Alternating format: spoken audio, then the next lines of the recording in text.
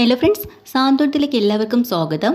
അങ്ങനെ ഗോമതി ബാലനോട് പറയുന്നുണ്ട്, നമ്മുടെ മക്കളെ എല്ലാവരെയും ഒരുപോലെ കാണണം എന്നും പിന്നെ ആകാശിൻ്റെയും അതുപോലെ ആര്യൻ്റെയൊക്കെ ആഗ്രഹങ്ങൾ സാധിച്ചു കൊടുക്കേണ്ടത് നമ്മുടെ ഒരു ഉത്തരവാദിത്തങ്ങളല്ലേ. അപ്പോൾ അവരെ ഇങ്ങനെ ചുമ്മാ കുറ്റപ്പെടുത്തി മറ്റുള്ളവരുടെ മുമ്പിൽ താഴ്ത്തിക്കെട്ടുകയും ചെയ്യരുതെന്ന് പറയാം കേട്ടോ. പക്ഷെ ബാലൻ പറയുന്നുണ്ട്, അങ്ങനെയാണെങ്കിൽ ഞാൻ പറയണത് അനുസരിച്ച് വേണ്ടി അവർ ജീവിക്കാനായിട്ട്. പിന്നെ ഇവരൊക്കെ എന്താ എന്നെ ധിക്കരിച്ച് ജീവിക്കുന്നത്? അവരുടെയൊക്കെ ആഗ്രഹങ്ങൾ എന്താ? അവർക്ക് സ്വന്തമായിട്ട് വിവാഹം കഴിക്കണം, ഇഷ്ടപ്പെടുന്ന പെണ്ണിനെ ഇവിടെ വിളിച്ചുകൊണ്ട് വരണം, ഇതൊക്കെ ആയിരുന്നില്ലേ? അത് അവർ നടപ്പാക്കിയല്ലോ. പക്ഷേ നമ്മളെന്തൊക്കെ സ്വപ്നങ്ങളാക്കി വളർത്തിയെടുത്തതാ എന്നൊക്കെ പറയുമ്പോൾ ഗോമതി പറയുന്നുണ്ട്, ഇപ്പോൾ തന്നെ ഇതേ പറയാനായിട്ടില്ലേ, ആകാശിന് അവൻ്റേതായിട്ടുള്ള ഇഷ്ടങ്ങളില്ലേ ബാലേട്ടാ? ഓ, എന്തിഷ്ടം? അവനിപ്പോൾ ജോലി ഇല്ലേ? ഗോമതി സ്റ്റോറിൽ സാധനങ്ങൾ എടുത്തു കൊടുക്കുക, പലചരക്കുകളുടെ കാര്യങ്ങൾ നോക്കുക, ഇതൊക്കെ എന്ത് സിമ്പിൾ പണിയാ. ചുമ്മാ ഇരിക്കുകയും ചെയ്യുന്നുണ്ട്, പിന്നെ മാസം തോറും ചിലവിനുള്ള കാശ് ഞാൻ അവന് കൊടുക്കുകയും ചെയ്യുന്നുണ്ട്. ഇതുപോലൊരു സുഖ പണി അവൻ എവിടെ കിട്ടും? അത് തന്നെ വലിയൊരു ഭാഗ്യമല്ലേ അവൻ്റെ. പിന്നെ ബാലേട്ട, ഇങ്ങനെയൊന്നും പറയരുത്. അവന് ഒരുപാട് സ്വപ്നങ്ങളും കാര്യങ്ങളൊക്കെ ഉള്ളതാണ്. അതൊക്കെ ഇങ്ങനെ നിസ്സാരം പോലെ കണ്ടു കളയത്. എന്ത് സ്വപ്നം? ഇതൊക്കെ തന്നെ പെണ്ണ് കേട്ടോ, സ്വന്തം ഇഷ്ടപ്രകാരം ജീവിക്കുക, ഇതൊക്കെ തന്നെ അവൻ്റെ ഇഷ്ടങ്ങൾ. അതുകൊണ്ട് നീ കൂടുതലൊന്നും പറയണ്ടെന്ന് പറയട്ടോ. അപ്പത്തിന് ഗോമതിക്ക് പിന്നെയും ദേഷ്യം വന്നിട്ട് പറയാം, ഈ ബാലേട്ടനോട് എന്ത് തന്നെ പറഞ്ഞിട്ടും യാതൊരു കാര്യവുമില്ല. പക്ഷേ എനിക്കൊരു കാര്യം മാത്രമേ നിങ്ങളോട് പറയാനുള്ളൂ, മക്കളെല്ലാവരും നമ്മുടേതാണ്, ഒരുപോലെ ഒരേ കണ്ണുകൊണ്ട് കാണാൻ നോക്ക് എന്ന് പറഞ്ഞിട്ട് ഗോമതി പോവുക കേട്ടോ. ബാലൻ ഇങ്ങനെ ദേഷ്യം പിടിച്ച് ഗോമതിയെ നോക്കി നിൽക്കുകയാണ്. ഇപ്പോൾ രാത്രി ആകുമ്പോഴത്തേക്കും ശ്രീകലേനെ വിളിക്കുന്നുണ്ട് നമ്മുടെ ശ്രീദേവി. എന്നിട്ടും ഹണിമൂണിന് പോണ കാര്യങ്ങളൊക്കെ പറയാം കേട്ടോ. അപ്പോൾ ബാലൻ പറഞ്ഞിട്ടുണ്ടല്ലോ, രണ്ടുപേരും മാത്രം പോയാൽ മതിയെന്ന്. ആ കാര്യങ്ങളൊക്കെ പറയുക. അപ്പോൾ ശ്രീകല പറഞ്ഞു കൊടുക്കുന്നുണ്ട്, ബാലൻ പറഞ്ഞത് തന്നെയാടി ശരി, നിങ്ങൾ രണ്ടുപേരും കൂടെ പോണതല്ലേ നല്ലത്. പക്ഷെ ആനന്ദിട്ട് സമ്മതിക്കുന്നില്ല അമ്മേ. ആനന്ദിൻ്റെ ഇഷ്ടമെന്ന് വെച്ചാൽ ഇവിടെ എല്ലാവരും കൂടെ പോകുന്നതാണ്. അതെന്തിനാടി അങ്ങനെ? കല്യാണം കഴിഞ്ഞ് ഭാര്യയും ഭർത്താവും കൂടെ പോകുന്നതല്ലേ ഹണിമൂൺ എന്ന് പറയുന്നത്. പിന്നെ ഈ പോകുന്ന ദിവസങ്ങളിൽ ആദ്യ കല്യാണം കഴിഞ്ഞ് ആദ്യ ദിവസങ്ങളിൽ കിട്ടുന്ന ഈ സ്നേഹത്തോടുകൂടി പിടിച്ച് നിർത്തിയാലേ ഭർത്താവിനെ നിൻ്റെ വരിക്ക് വരുത്താൻ പറ്റുള്ളൂ. മനസ്സിലായോ? പിന്നെ അതൊന്നും ശരിയാവില്ലമ്മേ. ആനന്ദേട്ടൻ അങ്ങനെ ഒരാളല്ല. എപ്പോഴും ആകാശം നമ്മുടെ ആര്യനും അങ്ങനെ അവരുടെയൊക്കെ കാര്യങ്ങളും കൂടെ എല്ലാത്തിലും ഉൾപ്പെടുത്തണം. അങ്ങനെ ഒരാളാണ്. അതൊക്കെ ശരിയായിരിക്കും, പക്ഷേ ഇനി അത് അധികം വേണ്ട. അത് മാറ്റിയെടുക്കേണ്ടത് നിൻ്റെ മിടുക്ക. ഞാൻ എന്ത് ചെയ്യണമെന്ന് അമ്മ പറയണം? എടി പൊട്ടിക്കാളി, പിന്നെ ഈ ലോകത്തെ ഏറ്റവും ശക്തിയുള്ള മന്ത്രം ഏതാന്ന് നിനക്കറിയോ? ഇല്ല. അതാണ് തലയണ മന്ത്രം. തലയണ മന്ത്രം അതെന്താമ്മേ? അങ്ങനൊരു മന്ത്രമുണ്ട്, അറിയില്ലല്ലേ? അതാണ് വേണ്ടത്. പിന്നെ ഭർത്താവിനെ നമുക്ക് ചുറ്റുമിട്ട് വട്ടം കറങ്ങണം. നമ്മൾ പറയണതായിരിക്കണം അവരനുസരിക്കേണ്ടത്. പിന്നെ നിനക്കൊരു കാര്യം അറിയോ? എൻ്റെ അച്ഛനെക്കുറിച്ച് പണ്ട് അയാളെ എങ്ങനെയായിരുന്നു? കൂട്ടുകാരന്മാരോട് കറങ്ങി നടക്കുകയും പാതിരാത്രി വീട്ടിൽ വന്ന് കയറുകയും ചീട്ടുകളെയും കള്ളുകുടിയും ഒക്കെ ഉണ്ടായിരുന്നില്ലേ? പക്ഷെ ഞാൻ കല്യാണം കഴിഞ്ഞതിന് ശേഷം എന്തായി? പിന്നെ എനിക്ക് ചുറ്റുമല്ലാതെ അയാൾ വേറെ എവിടെയെങ്കിലും കറങ്ങാൻ പോകണം നീ കണ്ടിട്ടുണ്ടോ എന്ന് ചോദിക്കാട്ടോ. അപ്പോൾ ശ്രീദേവി എന്ന് ചിരിക്കുകയാണ്. അതുപോലെ ആക്കണം ആനന്ദിനെയും. ആനന്ദിനെ നിൻ്റെ വരുതിക്ക് കൊണ്ടുവരണമെങ്കിൽ നീ പറയണ കേൾക്കണമെങ്കിൽ ഈ ഹണിമൂണിൽ നിങ്ങൾ ഒറ്റയ്ക്ക് തന്നെ പോകണം. അത് എങ്ങനെയെങ്കിലും സാധിച്ചെടുക്കേണ്ടത് നിൻ്റെ മിടുക്കാണ്. നീ അത് ആനന്ദിനെ പറഞ്ഞ് മനസ്സിലാക്കി എടുക്കണം. മനസ്സിലായല്ലോ? അതാണ് ഞാൻ പറഞ്ഞ തലയണ മന്ത്രം. നീ ഇനി നിൻ്റെ ഇഷ്ടം പോലെ ചെയ്യുമെന്നും പറഞ്ഞ് ഫോൺ വയ്ക്കുക കേട്ടോ. അമ്മേന്ന് 2-3 വട്ടം വിളിക്കണം. അയ്യോ, കട്ട് ചെയ്തിട്ട് പോയോ അമ്മ? എന്തായാലും വരട്ടെ ആനന്ദേട്ടൻ, ഇന്ന് എന്തായാലും ഞാനിത് സാധിച്ചെടുത്തിരിക്കും എന്ന് ചിന്തിക്കുക. ഈ സമയത്ത് നമ്മുടെ മിഥുനും മിഥുൻ്റെ കൂട്ടുകാരും കൂടെ ഒന്ന് ആലോചിക്കുന്നുണ്ട്. കൂട്ടുകാരനോട് മിഥുൻ പറയാ, എടാ പിന്നെ ഞാൻ ഇന്നൊരു ബോംബ് പൊട്ടിക്കാൻ പോവാ ദേവമംഗലത്ത്. എന്താടാ കാര്യം? പിന്നെ അത് ഞാൻ പറയാം. കൃഷ്ണമംഗലത്തെ ഇവിടെ അലോകുമായിട്ടുള്ള കൂട്ട്, അവനുമായിട്ട് ഞാൻ കൂടിയത് തന്നെ എന്തിനാ? മിത്രയെ എനിക്ക് തിരിച്ചു പിടിക്കണം. അവളുടെ സ്വർണം ഞാൻ തിരിച്ചു പിടിച്ചില്ലേ, അതുപോലെ തന്നെ അവളെയും എനിക്ക് തിരിച്ചു പിടിക്കണം. എനിക്ക് വിട്ടുകൊടുക്കാൻ പറ്റത്തില്ല. പക്ഷേ അതിനു മുമ്പ് അവിടെ അലോക് അറിയാൻ പാടില്ലല്ലോ എന്താണ് നമ്മുടെ ലക്ഷ്യമെന്ന്. അലോക് അറിയാതെ തന്നെ ദേവമംഗലത്ത് ഇന്നൊരു ബോംബ് പൊട്ടിക്കാൻ പോവാ ഞാൻ. എന്താണ് നീ നോക്കിക്കോ, ഇന്ന് മിത്ര വിറച്ച് നിൽക്കുന്നത് കാണാം എന്നൊക്കെ പറഞ്ഞിട്ട് നിൽക്കുക. അപ്പോൾ ഈ സമയത്ത് മിത്ര ആര്യനെ കാത്തിങ്ങനെ ഹാളിൽ ഇരിക്കുന്ന സമയത്ത് ഓരോന്നും ആലോചിക്കുന്നുണ്ട്. ആര്യനോടുള്ള സ്നേഹം ഇപ്പോൾ കുറച്ചുകൂടെ കൂടിയിട്ടുണ്ടല്ലോ. ആര്യൻ വാങ്ങിച്ചു കൊടുത്ത പേന, കമ്മൽ, ഇതൊക്കെ ആര്യന് ഓർത്തോർത്തിരിക്കുമ്പോഴാണ് മീനാക്ഷി കുട്ടി അങ്ങോട്ട് വരുന്നത് കേട്ടോ. എന്താടി നീ ഇത്ര ആലോചനയില്ലേ? ഒന്നുമില്ല, ഞാനിങ്ങനെ ഓരോന്ന് ആലോചിക്കുക. പിന്നെ ആര്യം വരുമ്പോൾ കഥക് തുറന്നു കൊടുക്കണ്ടേ, അതുകൊണ്ടാണ് ഞാനിങ്ങനെ ഉറക്കം കഴിച്ച് കാത്തിരിക്കണമെന്ന് പറയാം.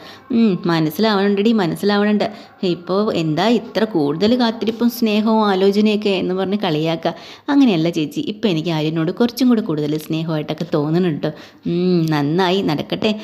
പിന്നെ ഞാനൊരു കാര്യം ചോദിക്കട്ടെ, നിൻ്റെ കയ്യിൽ എന്താ ഇരിക്കണേ? അപ്പോഴാണ് പേന വെച്ചിട്ട് ഇങ്ങനെ ഇരിക്കുക കേട്ടോ.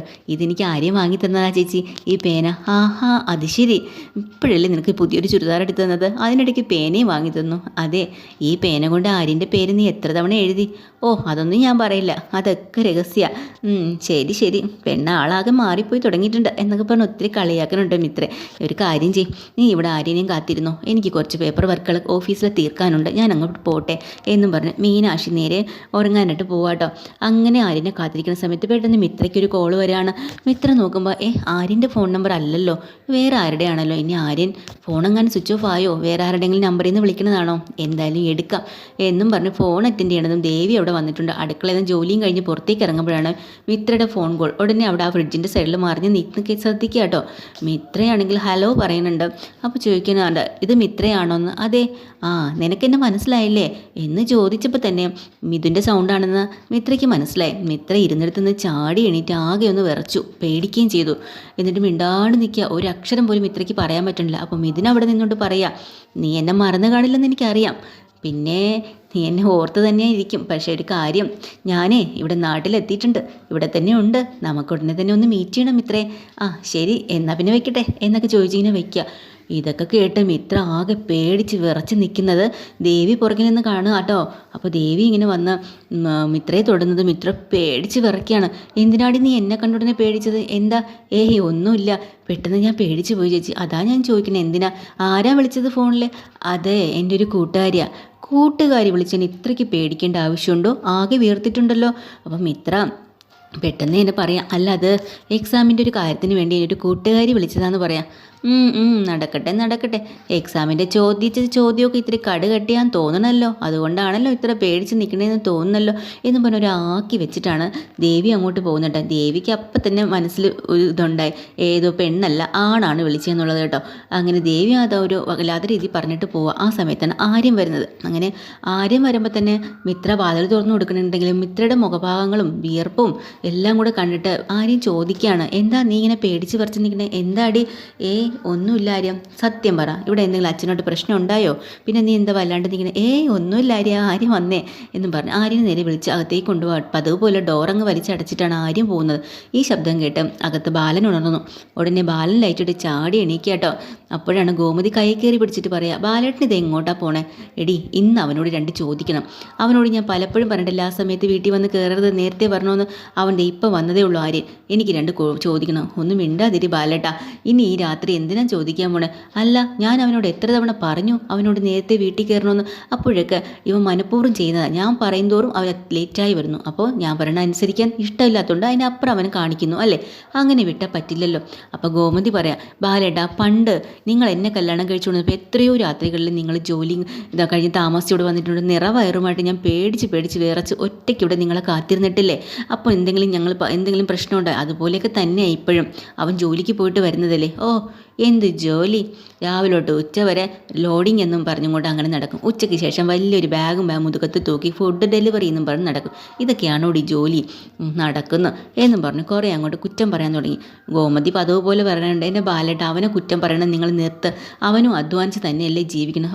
എന്ത് അധ്വാനം, അവൻ ഇനി കൊണ്ട് തന്നിട്ട് വേണ്ട ഇവിടെ ജീവിക്കാൻ എന്നും പറഞ്ഞുകൊണ്ട് ബാലനെ ആര്യനെ കുറേ കുറ്റം പറയാട്ടോ. അത് കണ്ടിട്ട് അവസാനം ദേവി പറയാം, ഒന്ന് നിർത്തുന്നുണ്ട് ബാലേട്ട, എനിക്ക് വയ്യ, നിങ്ങൾ പറഞ്ഞെന്ന് പറഞ്ഞുകൊണ്ട് ബാലനെ എന്തായാലും പുറത്തു വിടാതെ അവിടെ അടക്കി കിടത്തിയിട്ടുണ്ട് കേട്ടോ. അപ്പോൾ മിഥുന് കൂട്ടുകാരനോട് പറഞ്ഞു കൊടുക്കുക, എടാ, അവൾ ആകെ പേടിച്ച് വരച്ചിട്ടുണ്ട് ഇന്നത്തെ രാത്രി, അവൾ നോക്കിക്കോ, ഇന്ന് ഉറങ്ങില്ല, എന്നെ മാത്രം ഓർത്തായിരിക്കും അവൾ കിടക്കുന്നത്. അവളുടെ ആ ഒരു തിരിച്ചു വരവ് ഞാൻ ആലോചിച്ചുകൊണ്ടിരിക്കുക. നീ ഇന്നിപ്പോൾ രാത്രി ഭയങ്കര റൊമാൻസിലാണല്ലോടാ. അതെ, അവളുടെ കാര്യം ആലോചിക്കുമ്പോൾ എന്തോ ഒരു റൊമാൻസൊക്കെ വരുന്നുണ്ട്. അല്ലെങ്കിലും ഏതെങ്കിലും ഒരു പെണ്ണിൻ്റെ മുന്നിൽ നീ വീണിട്ടുണ്ടെങ്കിൽ നീ അവളുടെ മുന്നിൽ തന്നെയാണ് വീണിരിക്കുന്നത്, എനിക്കത് മനസ്സിലായി എന്ന് കൂട്ടുകാരൻ പറഞ്ഞു കൊടുക്കുക കേട്ടോ. അതേടാ, എന്ത് വില കൊടുത്തും ഞാൻ അവളെ തിരിച്ചു പിടിക്കും, അതിൽ ഒരു മാറ്റമില്ല.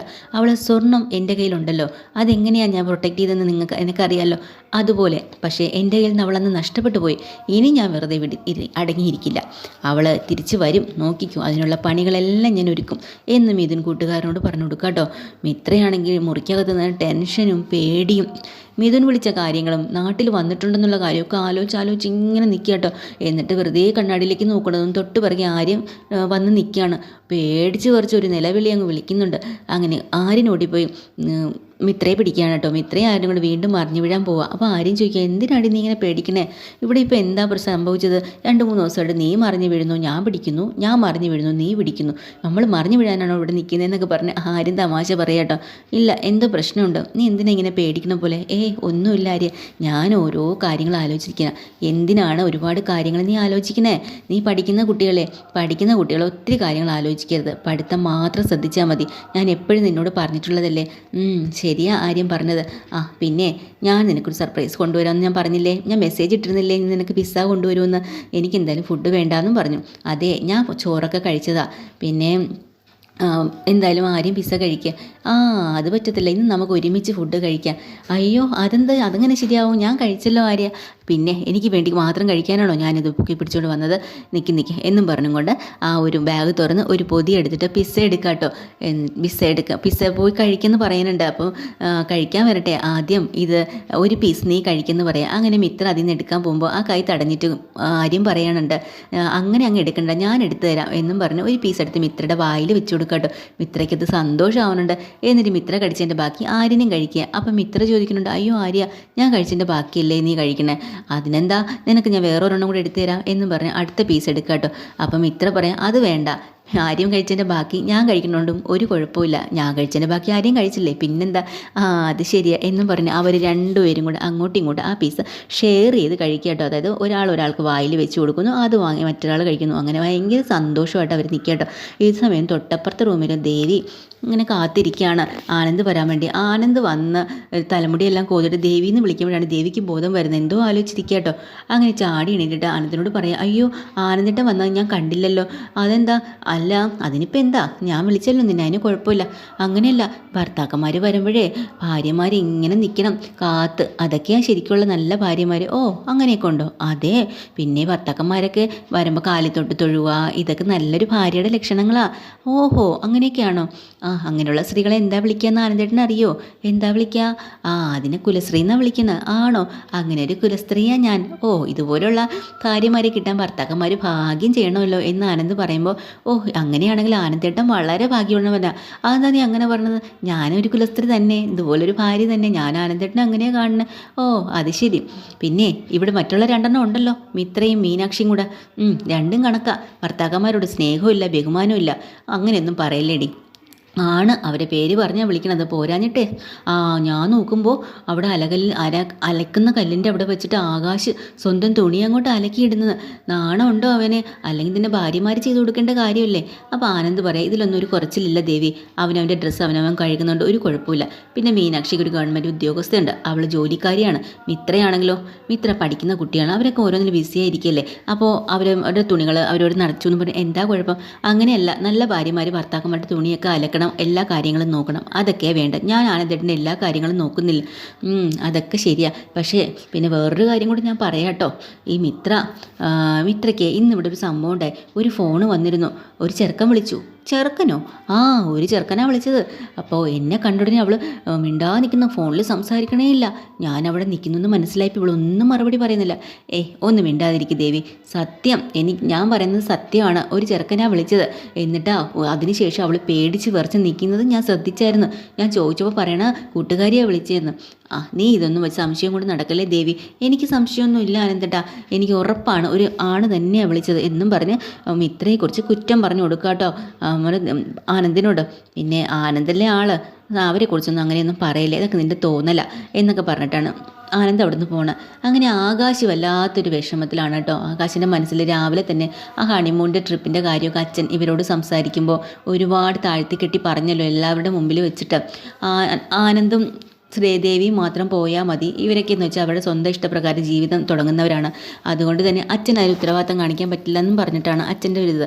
അതൊക്കെ കേട്ടും കണ്ടും ആകാശനല്ലെങ്കിൽ എന്നും വഴക്കാണല്ലോ അച്ഛൻ്റെ ഇന്ന് കളിയാക്കലും. ആ സങ്കടം കൊണ്ട് ടെറസിൽ വന്ന് വിഷമിച്ച് നിൽക്കുമ്പോഴാണ് ആര്യൻ അങ്ങോട്ട് വരുന്നത്. ആര്യൻ ചോദിക്കണേ, എന്താ ഏട്ടാ ഇവിടെ വന്നിരിക്കണേ? ഒന്നുമില്ലടാ, ഞാൻ കുറച്ച് രാവിലത്തെ കാര്യം ഓർത്ത് ഒന്ന് വിഷമിച്ചതാണ്. എന്താ നീ എന്താ ഇവിടെ?